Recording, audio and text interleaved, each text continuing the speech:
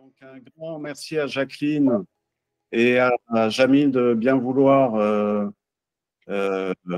travailler sur le sujet des conférences. C'est une dimension essentielle de la fédération, une dimension importante parce qu'elle permet pour nous de mettre en avant des membres de la fédération et permettre également de l'échange entre nous. Les intervenants qui ont accepté d'échanger ce soir. Au niveau de la technique, ceux qui ont un micro, je vous conseille de l'éteindre pour qu'on n'ait pas le contexte domestique. Oui, autrement, je vais couper les micros. Hein. Et puis, je voulais quand même vous dire quelques mots très rapides sur la fédération et les évolutions réglementaires. Puisque tous les professionnels sont préoccupés par l'évolution réglementaire, notamment par l'arrivée des scénarios européens à partir de janvier 2024. La manière dont tout ça va se passer, donc c'est une transition réglementaire. Donc une transition se fait avec un peu de difficulté. En l'occurrence, celle-là va se faire, mais comme je pense souvent, surtout à une dimension européenne, avec certaines difficultés. Donc, on travaille avec l'EASA, avec la DGAC et avec les ministères français sur le sujet. Donc, le conseil d'administration et le bureau a visité depuis septembre un grand nombre de ministères, puisque le dernier ministère des Transports qu'on a rencontré fin novembre nous a dit que tout le gouvernement était au courant de nos démarches, notamment par rapport à l'arrêté espace et au projet d'arrêté espace. Voilà, donc sur le sujet de l'arrêté espace, on a reçu il y a 3 jours un courrier du ministère de l'Intérieur accusant réception de notre demande de mi-septembre concernant une revue de l'arrêté espace, notamment pour obliger à l'introduction d'une formation pratique pour évoluer sur l'espace public urbain. Donc, le ministère de l'Intérieur nous a dit être tout à fait sensible aux arguments. Et voilà, c'est le ministère de l'Intérieur, c'est normal, pour des raisons de sûreté publique. Et de ce fait-là, participer à des échanges interministériels sur le sujet. Donc, en fait, les ministères, au moins des transports, de l'intérieur et des armées, échangent actuellement sur le sujet. On les a nous-mêmes tous rencontrés et dès qu'on en aura, on aura un peu plus d'informations sur cet arrêté espace et sa rédaction finale, évidemment. On vous donnera ces éléments immédiatement. Concernant la mise en place des scénarios européens et les problématiques de formation, on va organiser pour les organismes de formation une réunion la semaine prochaine à l'initiative d'Erwan Savio et Arnaud Viel, qui sont responsables de la commission formation, de manière à échanger avec les organismes de formation labellisés sur le dispositif 2024, qui va être un dispositif de transition, donc pas très facile à organiser. Je ne vous cache pas qu'aux côtés des GAC, nos interlocuteurs habituels ont changé tous les deux. Donc, Monsieur Marcoux et Monsieur Bébillard, l'un est parti, a quitté son poste fin septembre, l'autre fin novembre. Donc, on va devoir travailler avec une nouvelle équipe, alors même qu'on est en transition réglementaire. Voilà. Voilà ce que je pouvais dire un petit peu sur l'actualité. Vous avez reçu une newsletter qui vous a informé sur ces derniers développements. Et je vais maintenant passer la parole à Jacqueline pour traiter le sujet du jour. Je vous souhaite un excellent webinaire Et je vois que Francis, notre trésorier, est connecté. N'oubliez pas votre cotisation, de la renouveler maintenant au début 2024. C'est une manière de montrer votre attachement à la FPDC. Merci, bonne soirée. Merci Philippe. Je vais passer la main du coup à Lilian pour Biz for Life et je vais arrêter l'enregistrement en même temps.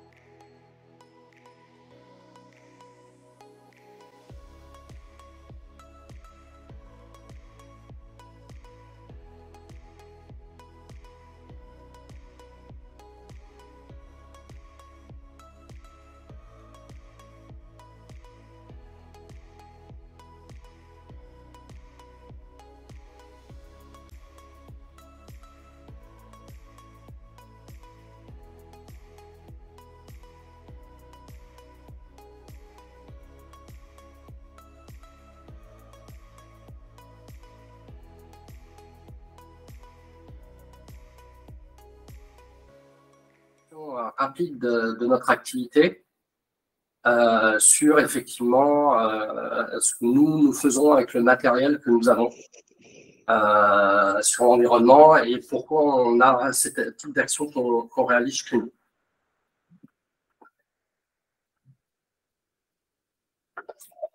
Donc, moi je me présente, je suis Yvan Théodin, je suis le CEO de l'entreprise. On a créé l'entreprise il y a 2 ans à peu près aujourd'hui. Et aujourd'hui, notre objectif, c'est de pouvoir, pardon, l'informatique, ça a décidé, voilà. Nous utilisons la technologie de drone pour qualifier et analyser les particules polluantes et proposons des solutions d'optimisation pour nos clients. C'est-à-dire que l'outil du drone n'est qu'un outil. Et le drone en lui-même ne nous sert que pour transporter des charges supplémentaires qui sont des laboratoires, des lasers et, par exemple, comme dans la vidéo, des outils pour faire du prélèvement d'échantillons d'eau de surface et du multispectral. Voilà. Donc aujourd'hui, nos axes, alors j'ai pas de chance, j'ai ma caméra qui a lâché, tant pis pour moi. On a un premier axe qui est le prélèvement de drone, pardon, le prélèvement d'air à partir de drone, et on fait du prélèvement offline et du prélèvement online.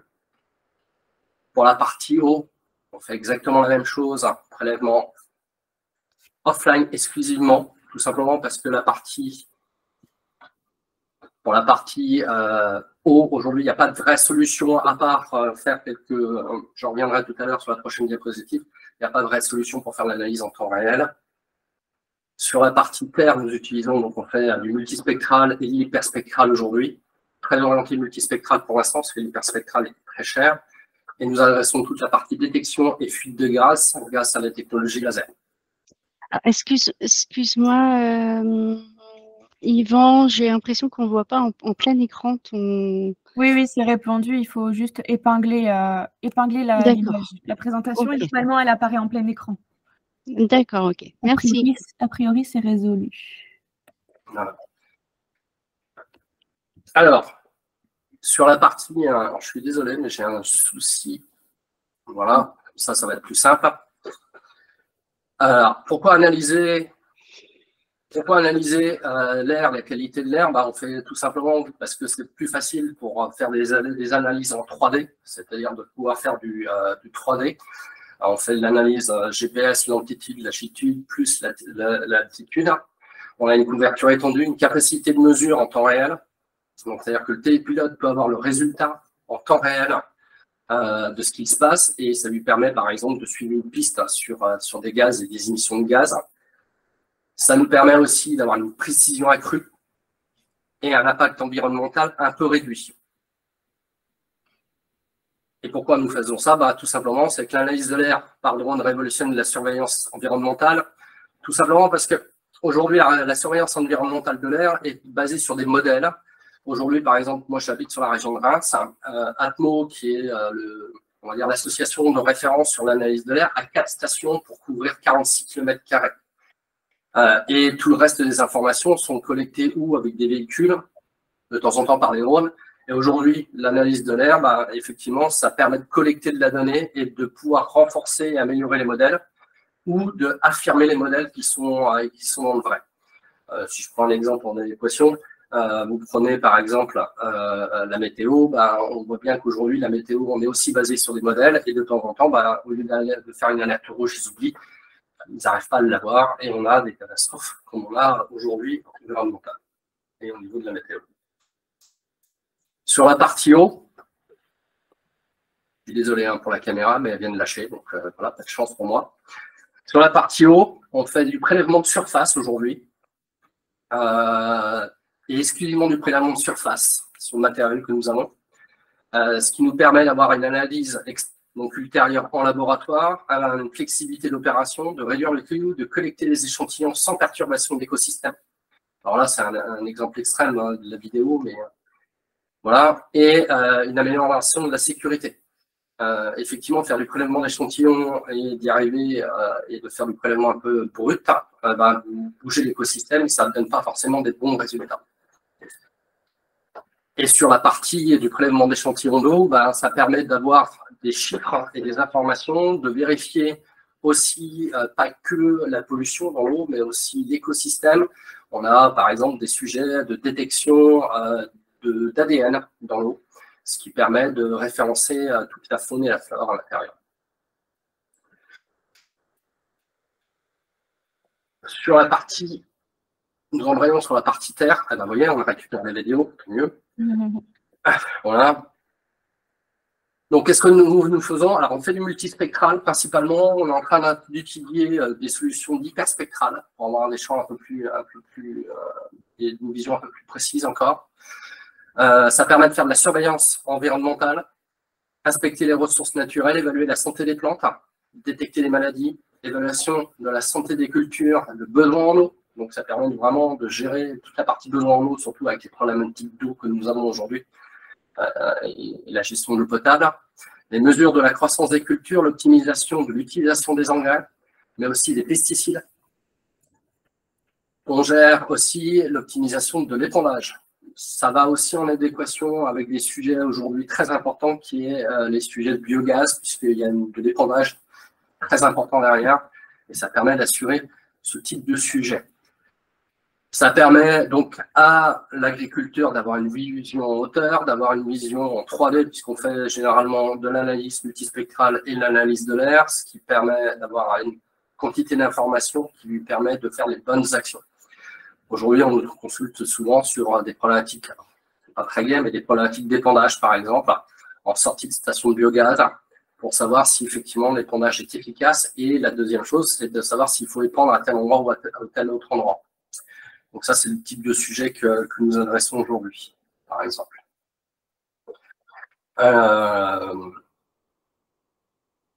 Donc pour finir sur la partie, pardon, hop, voilà, on va y arriver, merci. Sur la partie détection et prévention, nous adressons des sujets qui est toute la détection de fuite de gaz. Alors aujourd'hui, on est très orienté méthane, mais on travaille sur d'autres projets. On a une cellule de recherche et développement aujourd'hui en interne qui nous adresse aujourd'hui. On va par exemple avoir une solution de prélèvement d'échantillons offline d'air, par exemple, en altitude. On assure tout ce qui est garantie des sécurités des travailleurs sur les zones dites sensibles, la sécurité du transport de gaz, c'est-à-dire l'audit par exemple de gazoducs, sécurité de la distribution, puisqu'aujourd'hui on va avoir de plus en plus de stations de GNV. Et on en voit de plus en plus apparaître. Il faut avoir des solutions pour pouvoir la sécuriser et les auditer à distance si possible. Assurer la supervision et la sécurité des usines CDSO, c'est aussi un sujet. Avec la détection, alors la partie détection laser de gaz par exemple, mais aussi avec toute la partie H2S qui peut avoir aussi sur ce type de sujet, et accompagner, puisqu'on a la possibilité de voler jusqu'à 50 heures, puisqu'on est équipé de stations filaires pour nos drones. On n'est équipé que de quadricoptères, pardon. avec de l'Easter par exemple, et qui nous permet, s'il y a besoin, de faire du stand-by jusqu'à 50 heures, en sachant qu'il est préconisé de redescendre toutes les 6 heures. Dernière petite chose qui est importante à prendre en compte quand même, c'est que notre orientation sur ce sujet-là, c'est qu'on veut essayer de trouver des solutions pour réduire l'impact des gaz à effet de serre. Et pour pouvoir réduire l'impact, il faut savoir d'où ils viennent. Et pour pouvoir savoir d'où ils viennent, il nous faut des technologies. Et aujourd'hui, on a un certain nombre de stations, par exemple, de biométhane en France, on en a à peu près 800. On a des ISDN, donc c'est des sites d'enfouissement qui génèrent et qui relâchent du méthane à tort d'arigot aujourd'hui dans la nature. Et ce qu'il faut savoir, c'est que par exemple le CH4, ça représente 17% des gaz à effet de serre et 34 fois supérieur à celui du CO2. Ce qu'il faut savoir, c'est que là, par exemple, vous avez un ISDN, un espèce de ISDN en dessous avec un feu de forêt, un feu de déchets. Les ISDN aujourd'hui de 20 à 30 hectares relâchent environ entre 350 et 400 tonnes de méthane à l'année sur ce type de site. Donc, ça représente 34 fois plus que si on avait la même quantité en CO2. Donc, c'est énorme. Et on est en train d'essayer de trouver, essayer d'accompagner et essayer d'optimiser cette gestion de fuite qu'il y a sur les terrains d'ISDN, par exemple. Alors, les ISDN, donc tous les sites d'enfouissement, pour effectivement essayer de récupérer le maximum de gaz qui repartent dans la nature pour éviter de se retrouver avec le fameux réchauffement climatique.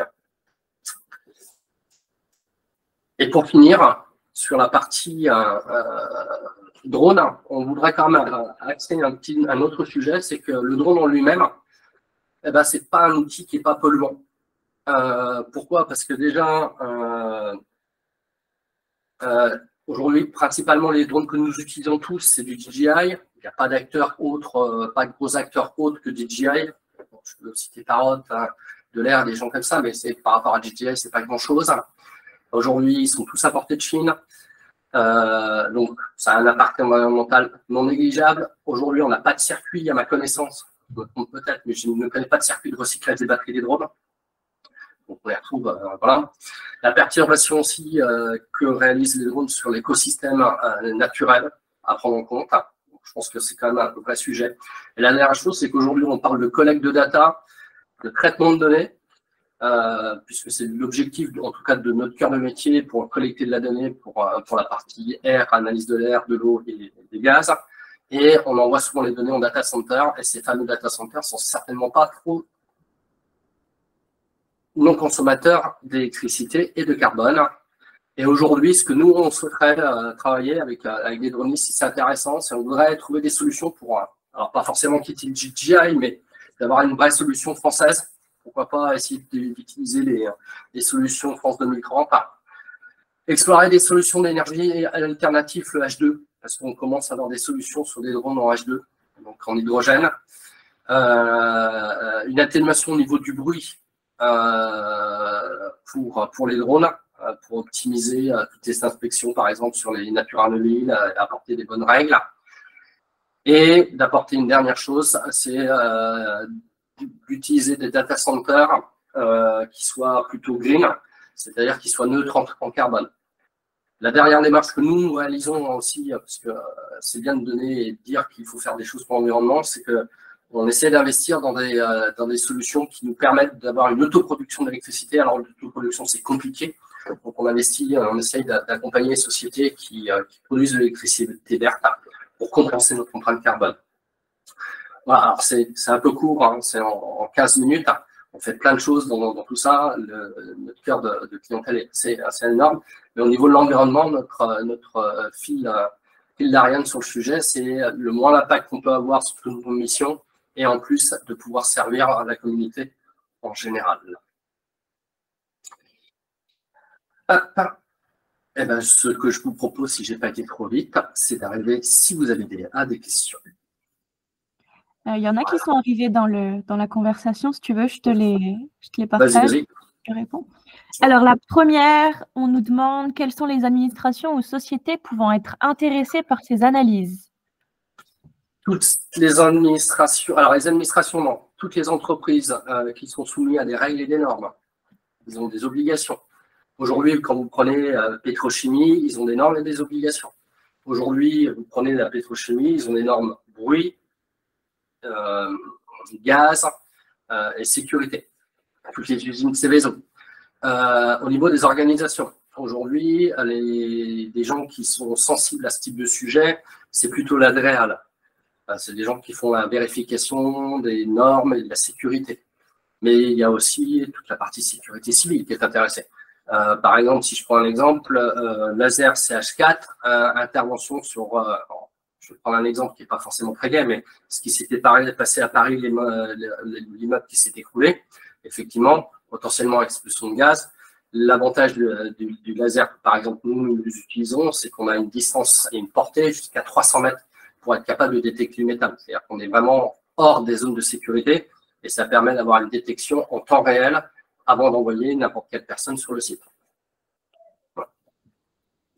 OK. Ensuite, c'est quel drone faut-il pour faire de l'analyse de l'air? Alors aujourd'hui, nous, on est équipés principalement de 300 et 350 RTK.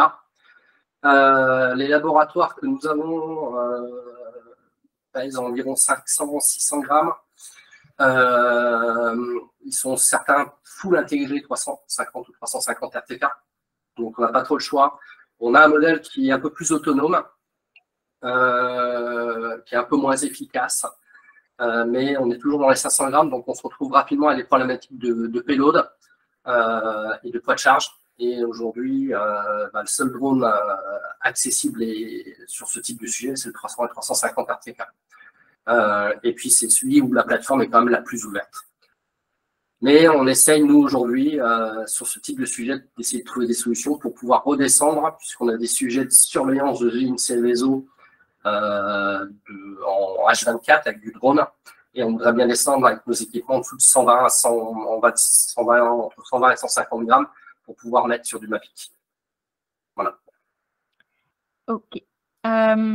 Ensuite, c'est une question en ce qui concerne le coût pour de l'analyse de terre. L'analyse des terres. Est-ce qu'on a une fourchette? Ah, c'est compliqué.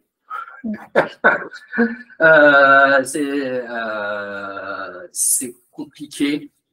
Un coût, ça dépend. Aujourd'hui, un coût, nous, on calcule à l'hectare. Pour nous, voilà. C'est mon côté chef d'entreprise, je vais répondre qu'aujourd'hui, un hectare, c'est difficile de le facturer en dessous de 500 à 600 euros. Voilà. Tout en sachant qu'on ne fait pas qu'un seul hectare. Tout simplement parce qu'il y a toute la préparation de mission, déjà qui est importante. Et puis, nous, on accompagne nos clients sur le résultat. C'est-à-dire que nous, aujourd'hui, par exemple, sur la partie qualité de l'air, on a une chercheuse en chimie analytique qui fait le rapport. Donc, c'est compliqué d'insérer des prestations de services en dessous de ce tarif-là. Voilà. Après, voilà, on peut faire du pas cher, mais aujourd'hui, si on veut assurer notre pérennité d'entreprise aussi, on est obligé d'avoir un minimum de tarifs. Et oui, on a regardé toute la partie, je vais répondre parce que j'ai vu tout à l'heure sur la partie le Tundra 2, le drone, tout à fait. Oui, on a regardé. La vraie problématique qu'on a aujourd'hui, alors ces outils-là sont très très bien. Je n'ai même pas de sujet, je ne l'ai pas testé, donc je n'aurai même pas d'avis, je n'en donnerai pas. Par contre, ce qui m'inquiète, c'est les nouvelles réglementations, la nouvelle réglementation européenne sur les drones qui sont un peu porteurs. Et j'attends de voir un petit peu avant de changer le type de matériel. On va rester, nous, sur les scénarios S1, S2, S3. Voilà, c'est ça. C'est exactement ça. Qu'est-ce qu'on fait de nos batteries dans 2 ans? Je suis bien d'accord. Donc, pour l'instant, on va essayer de nous les amortir en 2 ans. Voilà. Mais c'est un vrai sujet de fond. On n'a pas de solution. De toute façon, aujourd'hui, à ma connaissance, il n'y a pas de C5, C6 à part du V-Volt de chez Delair, de mémoire. C'est du C3 au niveau de 350. Donc, on va avoir des vrais sujets. Mais là, on est sur un sujet d'exploitation, pas forcément sur Ouais, mais un PDRA, les PDRA, je suis bien d'accord qu'on peut sans aucun problème faire des PDRA, mais le PDRA, moi, faut le facturer au client. Si vous commencez à sortir une SORA où il faut au minimum 3 mois de travail, ouais, alors j'attends de voir s'il passe au C5, mais avec plaisir, s'il passe C5. Les PDRA et les SORA, ça demande énormément d'énergie et il faut les facturer. Et aujourd'hui, moi, la dernière visio que j'ai fait avec la DGAC sur le sujet de la SORA annonçait au minimum 3 mois de travail. Donc déjà, pour les prestations de services, ça fait 3 mois de délai. Dans ce que j'en ai compris ces derniers temps, c'est qu'aujourd'hui, pour améliorer et faciliter tout ce qui est SORA, par exemple, DJI change sa politique et passe sur le nouveau le DigiDock, par exemple. Ils vont descendre au niveau de type de drone dedans.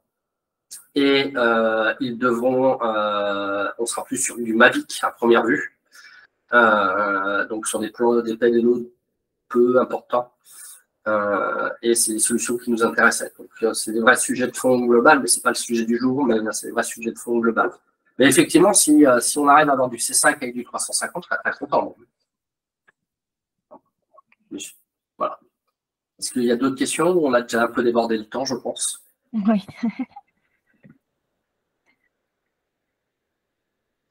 Je suis une ou deux questions parce que je crois que Philippe de Sauvons les Fonds avait un petit souci de PC, donc s'il y a des questions, on peut les prendre. Il est revenu. Il est revenu, il a dit. Très bien, super. Alors, je ne sais pas s'il reste des questions. Ouais, s'il reste des questions autrement. Bon, bah écoutez, merci en tout cas à vous deux de votre intervention et de vos précisions, en tout cas, sur ce que vous faites. Si on a une levée de main, je crois. Ah, zut. Il y a une personne qui a levé la main, mais je ne sais pas. C'est une erreur. Ok, très bien. Merci en tout cas à vous deux. Et puis, donc, on va passer la main à Philippe pour Sauvons les Fonds. Bonsoir à tous. Déjà, merci beaucoup d'inviter l'association à votre webinaire. Jacqueline, je te laisse gérer le PowerPoint. Oui, je suis en train de… Dites-moi si vous le voyez. De mon côté, ça va. Ok. Donc, je me présente, je suis Philippe Lesage. J'ai ma société dans le monde du drone, Aura et Drone. Et pour faire un petit peu l'historique de l'association, j'ai eu l'idée en 2018, car je suis à la frontière suisse, côté France, mais à la frontière suisse. Et en Suisse, en 2017, ils ont fait les premiers essais de sauvetage de fonds par drone équipé de caméras thermiques. En 2018, j'ai fait les premiers essais qui ont été très, très probants. Et ensuite, Alexandre Landry, un confrère, m'a appelé et on a créé l'association pendant le confinement. Ça nous a occupé pendant le premier confinement. Donc, ça fait 3 ans que l'association existe. Le but de l'association, je te laisse passer le slide. Oui. Hop. Donc, le but de l'association, c'est de détecter la trace thermique des animaux, pas seulement les faons, mais notamment les faons, car c'est la période où les faons se conjuguent au niveau timing avec la fauche des foins. Il faut savoir qu'il y a des dizaines de milliers de faons qui sont tués chaque année sous la coupe des tracteurs quand ils fauchent. Donc nous, l'association, on vient en aide aux agriculteurs pour survoler les parcelles avec des drones équipés de caméras thermiques pour détecter la trace. On envoie des bénévoles dans le champ pour sortir le faon de la parcelle, ou bien quand ils sont vraiment tout bébés, les mettre dans une pièce, les mettre sur le bord du champ et l'agriculteur les libère ensuite. Slide suivant. Hop, alors, qui peut faire appel à l'association? Alors, à l'association, il y a d'autres associations qui font appel à nous, des associations de défense des animaux, qui nous mettent en relation avec les agriculteurs et surtout les agriculteurs directement qui font appel à nous. Dans quel cadre? Surtout comme on est une petite association et qu'on est assez peu de pilotes, j'en reviendrai après là-dessus, on privilégie donc les parcelles à risque. On appelle une parcelle à risque, c'est des parcelles où il y a déjà eu des faons qui ont été fauchés les années précédentes ou alors qui ont été fortement détectés. On évite de s'éparpiller. Par exemple, une parcelle qui se trouve à 4 km de la forêt la plus proche, il y a peu de risque qu'il y ait un faon dedans. Donc, ça concerne à peu près toute la France. C'est vrai que le côté de Marseille, il y a moins de faons. Ça concerne toutes les régions forestières en France. Suivant. Voilà. Alors, comment un télépilote intéressé peut s'inscrire? Alors, on a un site internet qui s'appelle sauvonslesfaons.org. Dessus, vous avez un lien où vous pouvez remplir une fiche pour pouvoir vous inscrire. En ce qui concerne les télépilotes, donc j'y reviens, on est actuellement 58 télépilotes membres de l'association. Répartis de façon aléatoire sur le territoire. Par exemple, dans le Lyonnais, on a 5 télépilotes, et puis sur un axe Bordeaux-Clermont-Ferrand, on en a 0, en Bretagne, on en a 0. Dans le sud-ouest de la France, c'est assez faible. Dans le sud-est, on n'en a aucun. Dans le nord-est, on a beaucoup de difficultés à avoir des télépilotes aussi. Donc, on est répartis de façon vraiment assez diverse. Ces 58 télépilotes, l'année dernière, on ne les a pas tous fait travailler. J'en viens donc aux agriculteurs. Les agriculteurs font appel à nous. Des fois, on ne peut pas répondre à leurs demandes, soit parce que on refuse la demande parce qu'il n'y a jamais eu de faon et puis la parcelle ne paraît pas prioritaire, soit parce que nous n'avons pas de télépilote présent aux alentours plus ou moins proches, soit parce qu'on n'a plus d'argent, tout simplement, parce qu'on n'a plus d'argent. Chaque animal dans toute défense des animaux a un coût, quelle que soit l'association. J'ai appris récemment qu'un hérisson, ça coûtait 50 centimes d'euros pour sauver un hérisson. Pour sauver un faon, ça coûte entre 20 et 30 euros. Pourquoi ce coût de 20 à 30 euros? Parce que nous, l'association, on veut mettre en avant aussi notre métier, qui est le drone civil, et nous considérons que toute besogne a besoin d'être rémunérée ou en tout cas indemnisée. 90% de nos fonds reviennent aux télépilotes. Sous quelle forme? On propose une rémunération qui, certes, n'est pas la même que si vous facturiez ce même type d'opération vous-même, une opération thermique, hein, je parle. Ensuite, les télépilotes, généralement, acceptent cette rémunération. Et la plupart le font soit gratuitement, soit à un coût réduit, c'est-à-dire juste les kilomètres. Donc, merci à eux déjà, parce qu'en fin de compte, on doit faire un équilibre entre le nombre de demandes que nous avons et le nombre et l'argent que l'on a. L'année dernière, nous avons dépensé à peu près 3 000 euros dans les missions de sauvetage de faon. On a fait on a sauvé à peu près une centaine de faons sur la saison. Alors, il faut savoir que c'est quand même une centaine de faons. Ça paraît, c'est peu en vrai, quoi. C'est vraiment très peu, puisque, comme je vous dis, c'est des dizaines de milliers de faons qui sont sauvés chaque année et qu'il nous faudrait presque des millions d'euros pour les sauver tous et des milliers de pilotes. Comment se passe une mission pour Sauvons les faons? Alors, les missions se déroulent de la façon suivante. L'agriculteur nous remplit leurs fiches. On attribue un télépilote à la mission, bien sûr, s'il l'accepte. Et ensuite, on laisse le télépilote gérer complètement les heures de rendez-vous et tout ce qui est logistique avec l'agriculteur. La seule chose qu'on demande à l'agriculteur, c'est de fournir les caisses qui puissent être fermées. Alors, ça peut être avec des, suivant les régions, on appelle ça différemment, quoi, les tirables, colson, bref, bracelets plastiques au-dessus de la caisse pour éviter que le fan s'en aille. Donc ça, c'est la seule chose qu'on demande aux agriculteurs et aussi de bénévoles qui puissent aller dans le champ quand on a détecté le fan.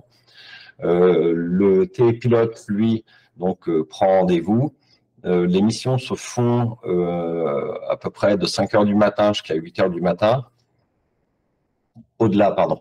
Au-delà, la trace est difficilement détectable, surtout avec des caméras thermiques de résolution assez faible. Donc, il faut que ça se fasse tôt le matin avant que le soleil donne sur les herbes hautes. Une fois que le soleil donne sur les herbes hautes, la trace thermique disparaît. Donc voilà pour comment se passe une mission. Ensuite, on demande bien sûr au télépilote quand même, voilà, comme là, les photos des traces thermiques, afin pour nous de géolocaliser et donc géoréférencer tous nos sauvetages et de faire un comptage de tout ce qu'on sauve. C'est juste statistique. Le bilan des années passées, on a commencé petit, hein, on a sauvé une trentaine de fans la première année, on était 3-4 télépilotes, on en a sauvé un petit peu plus l'année d'après, et puis là, 2023, on en a sauvé plus d'une centaine, dont un record pour un seul télépilote en 3 heures de temps, il y en avait 15 dans je crois, 10 ou 15 hectares de parcelles, ce qui est énorme. Le bilan aussi, il est positif au niveau des agriculteurs. Ils sont hyper ravis de faire appel à nous. 95% d'entre eux font un don à l'association parce qu'ils trouvent ça super. Et voilà. Par contre, nous, pour les agriculteurs, on tient, en tout cas, c'est un peu la devise de l'association, c'est que c'est gratuit pour les agriculteurs et il faut que ça le reste. Pourquoi je dis ça? Parce que les premières années où j'ai fait ces missions, certains agriculteurs étaient un peu réfractaires justement à cette idée, dans le sens où ils se sont dit c'est super ce que vous faites, mais il y a un moment, il va falloir que ce soit obligatoire et donc il faudra qu'on paye. Donc c'est vraiment le but de l'association, c'est gratuit pour les agriculteurs, il faut que ça le reste. Donc, c'est pour ça que les télépilotes, en 2023, ont fait d'énormes efforts financiers pour qu'on puisse nous multiplier les missions.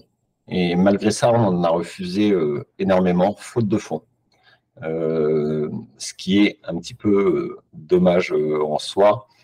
Mais on tient aussi vraiment, encore une fois, à valoriser le métier de télépilote.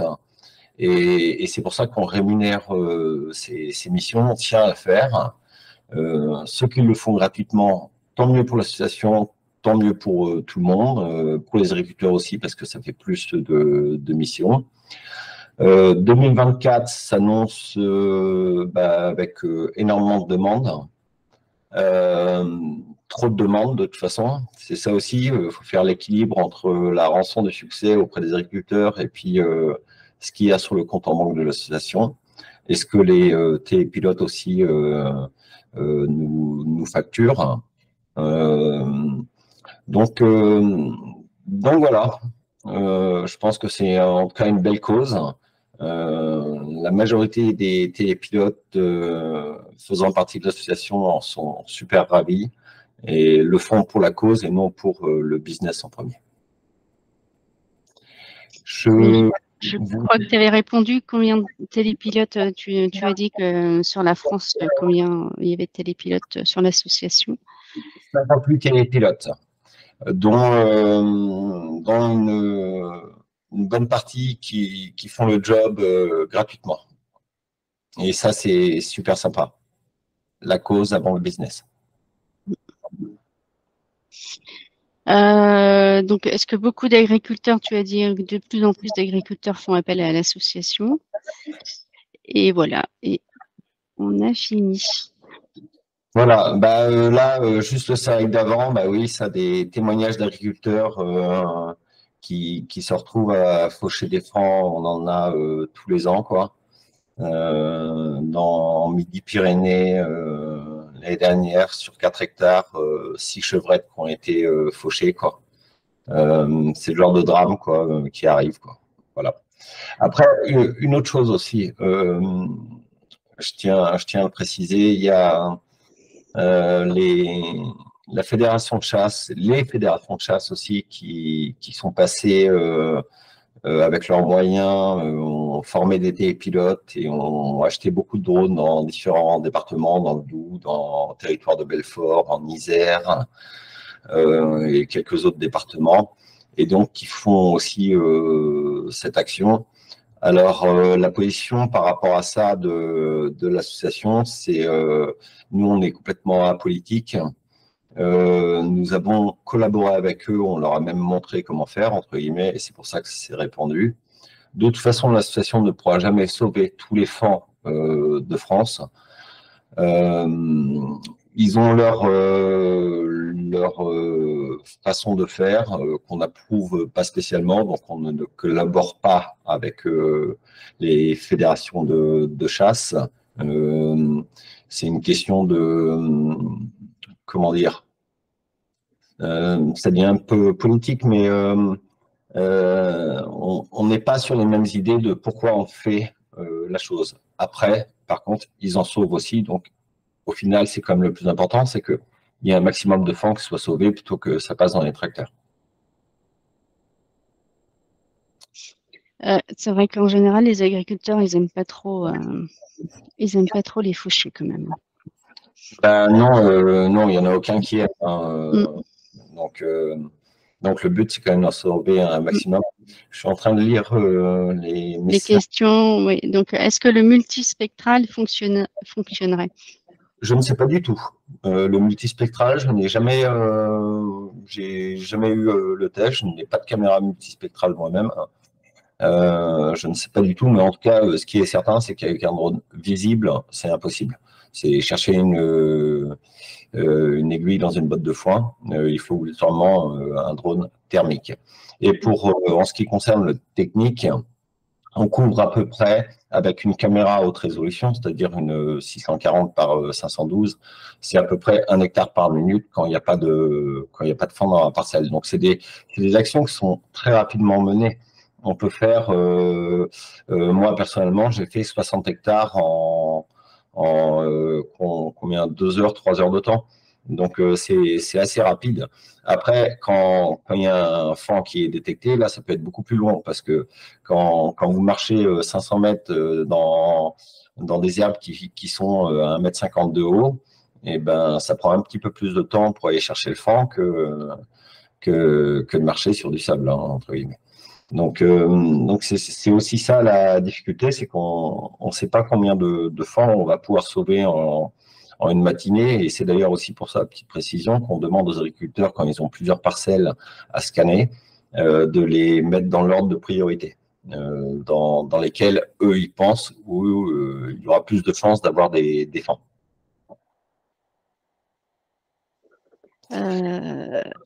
Sauf pas, si, ça arrive qu'ils se sauvent. Donc là, le but, c'est de l'échafourer vers la forêt.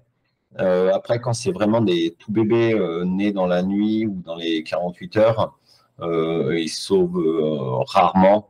Donc là, comme je disais, on prend de l'herbe, on met dans la caisse et on met le faon dans la caisse et on quadrille, entre guillemets, la caisse jusqu'à ce que l'agriculteur ait fini de faucher le champ, et puis après, lui le libère. En ce qui concerne la mer le retrouvera tout le temps.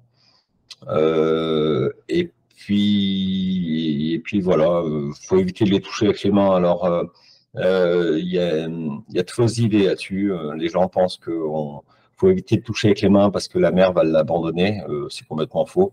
Faut éviter de le toucher avec les mains tout simplement parce qu'on va mettre notre odeur sur le fan et que donc il va être visible au niveau olfactif des prédateurs. C'est-à-dire que les prédateurs vont pouvoir trouver le fan à cause de l'odeur qu'on a laissée dessus. Mais par contre, jamais la mer n'abandonnera un fan parce qu'il y a notre odeur dessus.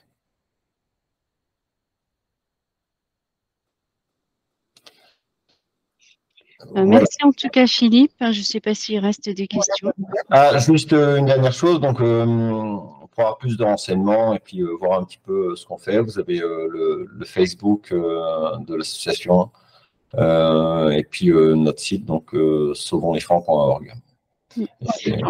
Juste une question de Stéphane. Il vient de s'inscrire et est-ce qu'il va recevoir une confirmation? Oui. Il faut que je m'en occupe. Il faut que j'inscrive. Faut que je mette au fur et à mesure. J'ai aussi mon job à côté. Donc, oui, mais bien sûr, vous allez recevoir une confirmation. Et puis, si on a besoin de vous, il y a aucun problème. On fera appel à vous. Après, encore une fois, s'inscrire, c'est pas une garantie qu'il y ait des missions. C'est ça aussi où on aime que c'est important d'avoir des télépilotes qui soient un petit peu investis par la cause, et puis vous, de prospecter justement avec les agriculteurs autour de vous, avec les associations de défense d'animaux autour de vous, pour nous faire connaître, mais pas trop non plus, parce que sinon on va refuser les missions. Et donc voilà, notre but, nous, là, c'est vraiment d'essayer de lever des fonds. Alors, on a quelques contacts via certaines associations, via l'ASPAS, via différentes choses. Parce que là, pour 2024, pour l'instant, j'ai envie de dire que les comptes sont un petit peu au pâquerette. Que la plupart des dons sont faits par Eloasso et donc par des particuliers. Et qu'on aimerait bien avoir beaucoup plus de fonds, quoi. Je pense qu'il nous faudrait... pour bien, il nous faudrait 50, 60, 70 000 euros pour pouvoir acheter des caméras thermiques et non des drones thermiques, parce que la législation est beaucoup trop complexe pour pouvoir prêter des drones, mais au moins des caméras thermiques, par exemple, qui se mettent sur des Phantom 4 Pro, tout simplement, pour pouvoir les prêter aux télépilotes. Ça serait idéal, puisqu'on a un manque de télépilotes dans certaines régions, alors que dans d'autres, on a presque trop. Donc, ça serait vraiment l'idéal, quoi. Par exemple, je pense à la Bretagne, quoi. La Bretagne, il y a des milliers de chevrettes qui sont tuées. On n'a pas un seul télépilote là-bas, quoi. Pas un seul. Donc, c'est compliqué de répondre après favorablement aux agriculteurs. Merci en tout cas, Philippe, de la présentation de l'association. Et puis, je ne sais pas s'il reste des questions. Il reste un petit mot de la part de Francis. Je réponds à une question là. Attention, faire déclaration de non visible auprès de la préfecture. Si je ne me trompe pas, hein, je crois que depuis 1 an, ce n'est plus obligatoire. Même si moi je l'ai, ce n'est plus. Voilà, c'est abrogé. C'est bien ce que je pensais, quoi. Par contre, il y a les déclarations S2 à faire pour l'émission, bien sûr. Oui, je confirme, hein, c'est abrogé depuis janvier 2023. Oui, voilà. Ouais, c'est bien ce que je pensais. Voilà. Voilà, ben, j'espère que cette présentation sur l'éléphant vous aura plu. C'est pas en vol de nuit 30 minutes avant le lever du soleil. C'est pour ça qu'on commence à 5 h du matin, Flying Manta. Donc, essayez de rejoindre l'association si vous êtes équipé thermique. Et puis essayez de nous suivre. Voilà. Merci Jacqueline, en tout cas, pour l'invitation. Merci à toi. Je vous souhaite une bonne soirée. Merci, toi aussi. Merci. Au revoir. Philippe, je te laisse le mot de la fin. Francis, pardon, excuse-moi. Alors, d'accord. Bonjour à tous. Donc, moi, je suis le trésorier de la FPDC. Donc, après les bons moments, on conclut toujours un petit peu. Je remercie beaucoup Philippe pour ce sujet très intéressant. Il y a peut-être des actions à mener. de dialogue avec certaines fédérations pour les protections d'animaux ou pour le comptage cynégétique ou autre. Ce serait peut-être des choses dont la FPDC pourrait s'occuper. Donc, avis aux bénévoles, aux adhérents bénévoles, s'ils veulent se lancer sur des sujets comme ceux-ci, pourquoi pas. Sinon, pour mon propos, vous avez entendu notre président Philippe Boyadis tout à l'heure, vous expliquer un petit peu toutes les démarches que la FPDC accomplit. Je voudrais rappeler également que la PADAT, donc l'association des drones qui s'occupait de toute la partie épandage, a rejoint la FPDC. Donc, on a créé une délégation spécialement dédiée au sein de la FPDC. Tous les contacts à PADAT ou les gens qui étaient à la PADAT sont déjà comptabilisés en 2023. Par contre, on leur demandera, comme tous nos adhérents, de venir nous rejoindre à la FPDC pour 2024. À ce propos, donc, je vous précise les choses. Pour adhérer à la FPDC, c'est très simple. Le site internet fpdc.fr et puis adhésion et le lien vous renvoie sur Helloasso. Et c'est la seule et unique façon d'adhérer à la FPDC, de se laisser guider par Helloasso. On a revu un petit peu les terminologies, elles sont plus claires, toujours 6 adhésions possibles, et c'est vous qui choisissez en fonction de votre entreprise le niveau d'adhésion.